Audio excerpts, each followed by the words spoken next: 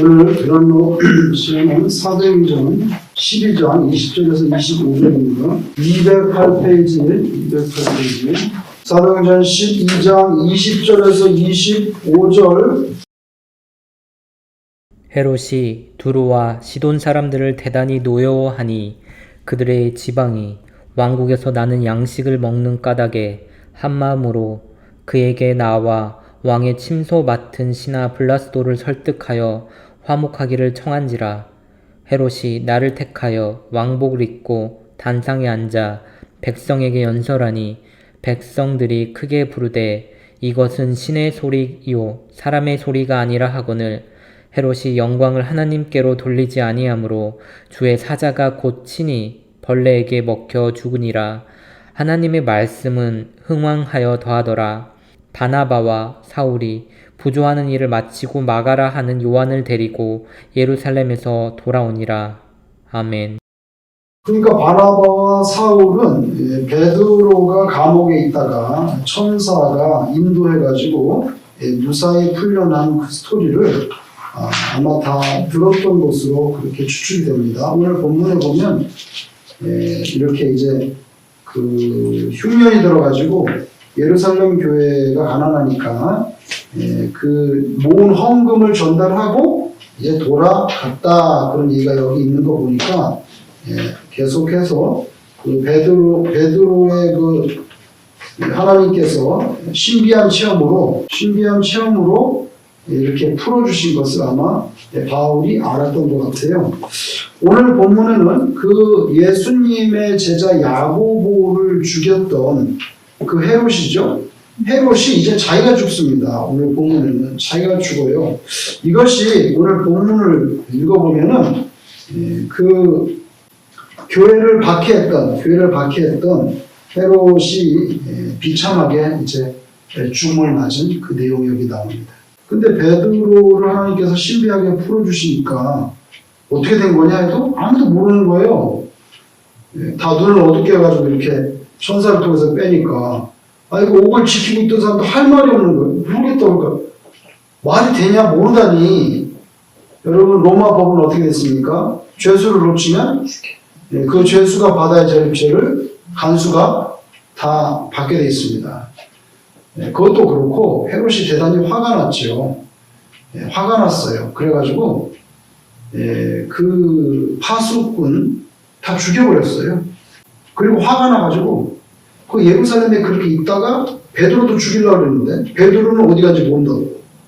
파수꾼 죽이고 너무 화가 나가지고 가이사랴로 돌아가 버렸어요. 가이사랴는 지중해 해변에 있는 로마 총독이 살고 있는 그런 말하자면 로마의 공식적인 거점이죠. 거기로 돌아가 버렸어요. 그게 19절에 나옵니다. 여기 보시면 헤롯이 그를 찾아도 보지 못하며 베드로를 못 찾겠는 거예요. 헤롯이 그를 찾아도 보지 못하며 파수꾼들을 신문하고 죽이라. 사형에 처해버리고요. 헤롯이 유다를 떠나 가이사랴로 내려가서 거기서 머물렀다. 가이사랴로 가버렸어요. 화가 나죠. 여러분 10장 1절만 보세요. 10장 1절. 사도행전 10장 1절. 거기도 가이사랴가 나오죠? 거기는 누가 살고 있습니까? 고넬료가 살고 있습니다. 고넬료. 기도를 많이 하고 구제를 많이 해서 하나님께서 도저히 그냥 신경 쓰지 않고는 견딜 수 없어서 베드로를 파송해가지고 예수를 믿게 했던 그 고넬료가 가이사랴에 살고 있어요.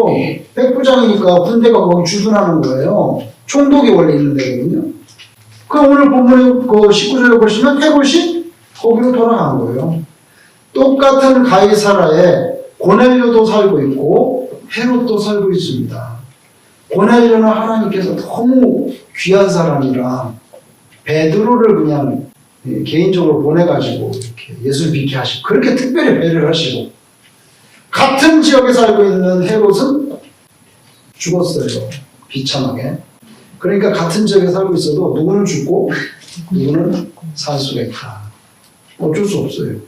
누구는 죽고 누구는 살 수가 있다. 고넬료는 살았을 뿐만 아니라 예수를 믿게 됐으니 얼마나 귀한 인생이 됐어요. 헤롯은 그냥 죽었어요. 어떻게 죽었는지 오늘 그게 나오는 거예요. 20절에 다시 12장 20절에 보시면 헤롯이 두로와 시돈 사람들을 대단히 노여하니, 왜 노여했는지 모릅니다. 정확하게. 뭐 성경 기록하고 있지 않으니까. 다른 역사책에도 왜 그렇게 사이가, 그러니까 두로와 시돈은 어디냐면 가버나움에서 더 쭉 올라가면 두로와 시돈이 있어요. 이방 땅이에요.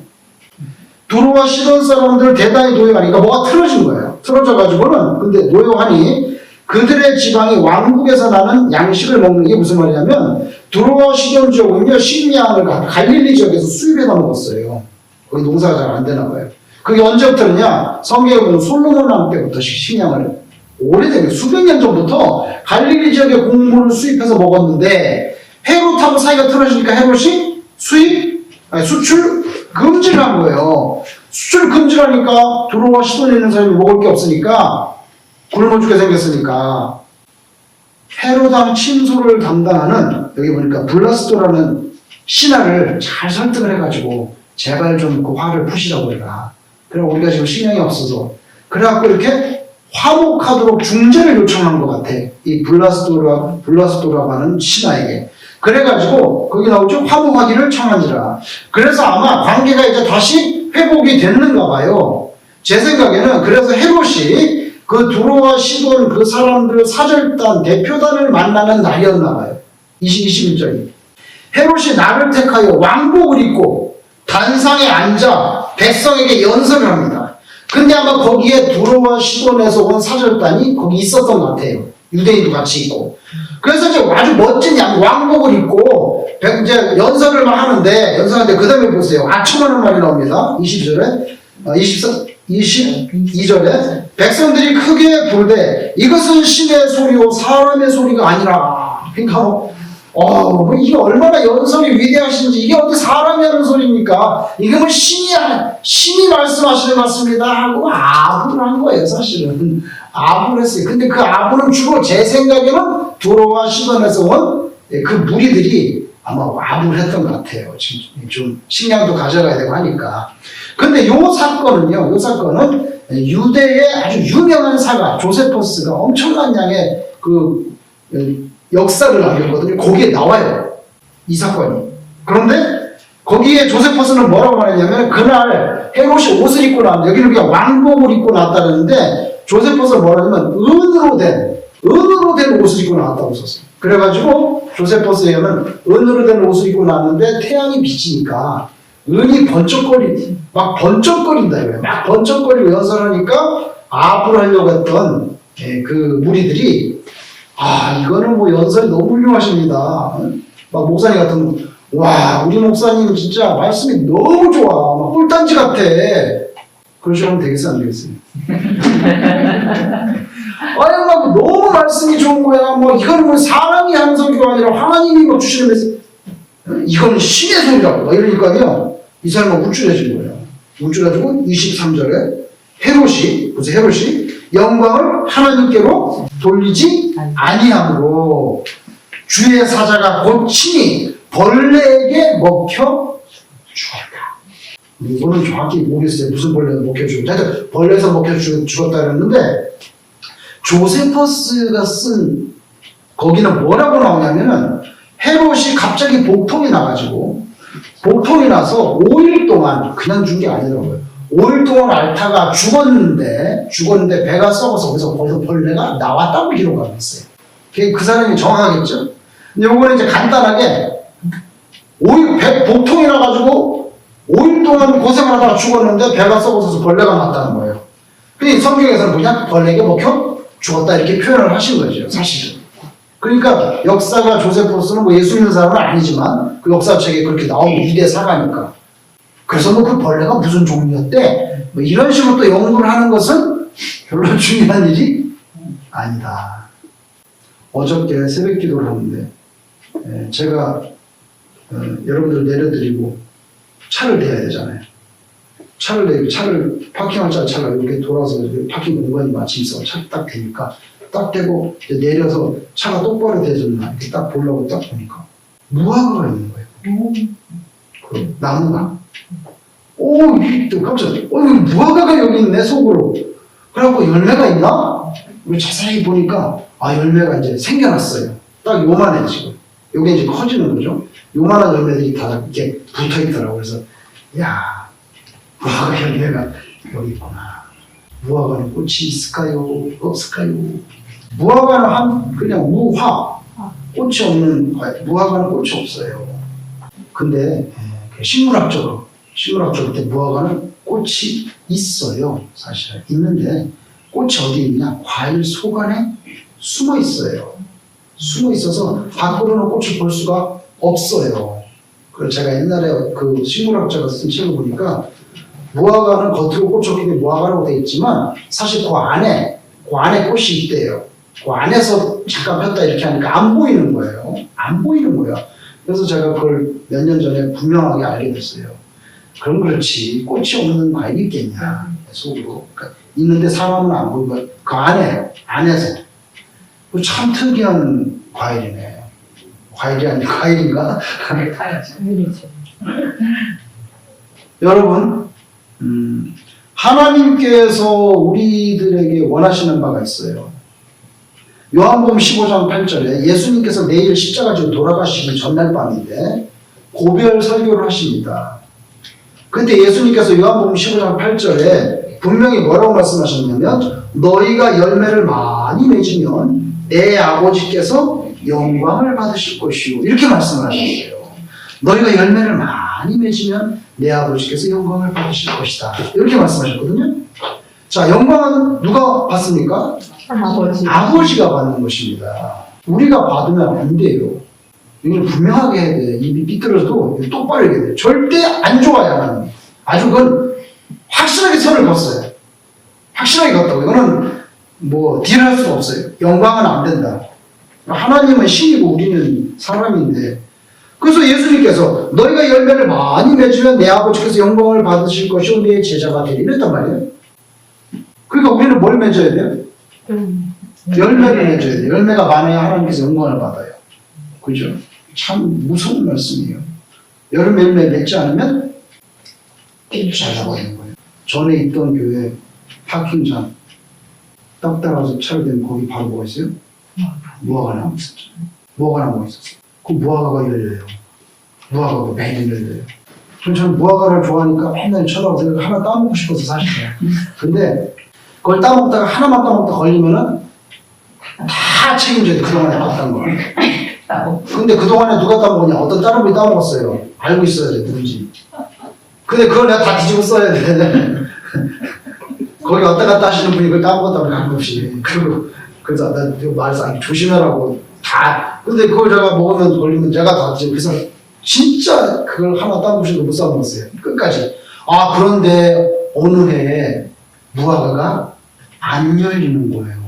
매년 제가 차를 파킹하면서 보는데 무화과가 안 열려. 여름이 지나가는데도 안 열리는 거예요. 그래서 저는 그럼 무화과가 해거리를 하나? 해거리를 할 수도 있겠다. 그걸 지나갔어. 그 다음에 또 안 열리는 거야. 그 다음에 또 안 열려. 이거는 문제가 있구나. 정말 3년째 됐는데 거기 밭을 가꾸는 할머니가 있는데 그 아들이 있어요. 50대 된 아들이 어느 날 잘라버렸어. 그러고 나면 없어졌잖아. 잘라버린 거예요. 그래가지고 제가 한번 만나서 왜 잘랐냐고 했더니 열매가 없어서 잘랐대. 그럼 어떻게 되는 겁니까?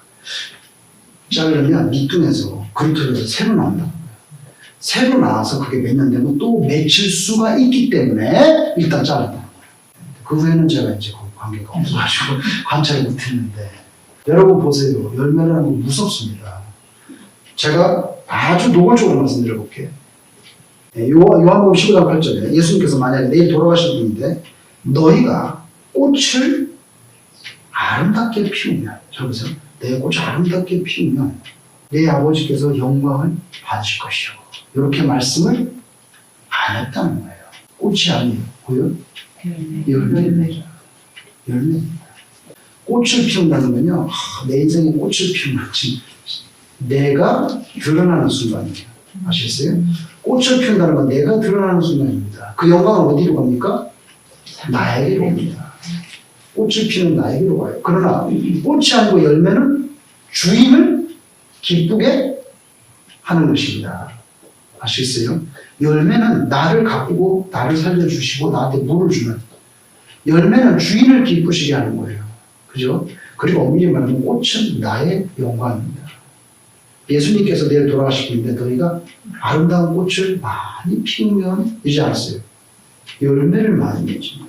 그런 문맥에서 무화과는 정말 교훈적이에요. 꽃을 안으로 숨기고 열매만 맺습니다. 주인을 기쁘게 하는, 그렇게 생각을 하니까 어저께 그 무화과가 여기랑 이제 우연의 일치겠지만은 오늘 왜요? 헤롯이 영광을 하나님께 돌렸어, 안 돌렸어요? 안 돌렸어요. 바로 주의 사자가 그를 쳐버렸어. 그랬더니 벌레에게 먹혀 죽었대. 조세포스는 분명히 왕이 갑자기 복통이 일어나가지고 오랫동안 끄켜갔다가 죽었는데 배가 썩어서 벌레가 나왔다는 거예요. 이것이 하나님께 돌아갈 영광을 가로챌 때 맞이하게 되는 그런 비극적인 본보기예요. 여러분, 예수님께서 인성이 있기 때문에 마태복음 4장에 시험을 받으셨어요. 세 가지 시험을 받았는데 거기 두 번째 시험이 뭐냐면 성전 꼭대기에서 뛰어내려라.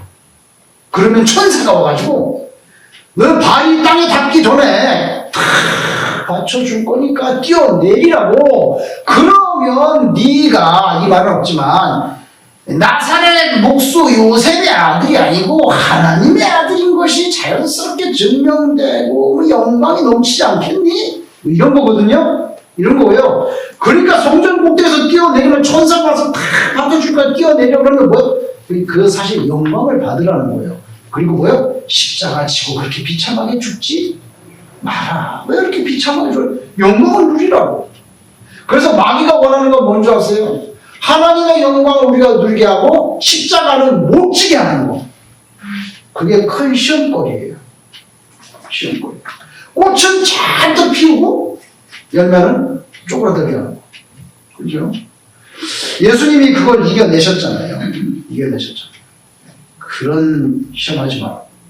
여러분, 오늘 여기 그 하나님께 영광을 돌렸으면 괜찮은데, 그리고 무슨 그런 소리 하냐고. 그러지 마. 이래야 되는데, 어떻게 했는지 영광을 다 받아먹어가지고 그냥 하나님이 얼마나 화가 나신지 주의 사자가 바로 쳐버렸네. 여러분, 꽃에 벌레가 오듯이 자기 영광을 이렇게 하나님 영광을 안 하고 자기 영광 꽃을 피우니까 벌레가 와서 그냥 먹어버렸어요. 너무 정말 그렇게 생각을 하니까 베드로는 옥에 갇혔다가도 풀려나지만 헤롯은 그 밈을 벌레에게 먹혀서 죽임을 당하는 그런 모습을 봅니다. 그리고 본문의 결론이 있어요. 그게 뭔지 아세요? 24절이 뭐라고 되어 있습니까? 하나님의 말씀을 소망하여 구하라. 하나님의 영광을 가로챈 헤롯은 밈을 벌레에게도 먹혀 죽어서 인생이 아주 쓰러져 없어져 버리고, 그러나 반대로 하나님의 말씀은 점점 더 흥황해진다.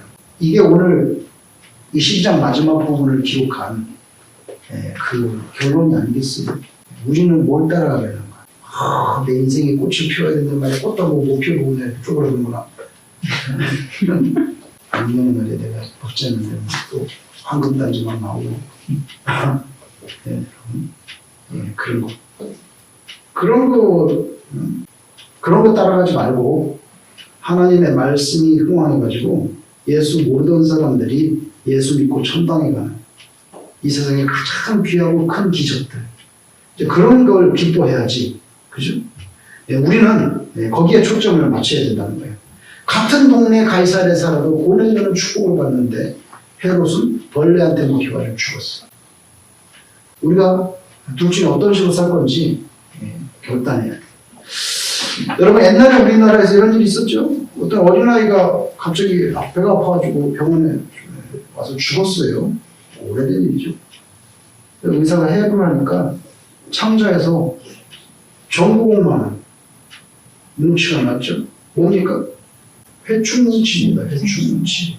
이게 회충이 너무 많아가지고 이렇게 이만 뭉쳐가지고 머리 장 폐색이 걸려가지고 숨 막히고 있어요.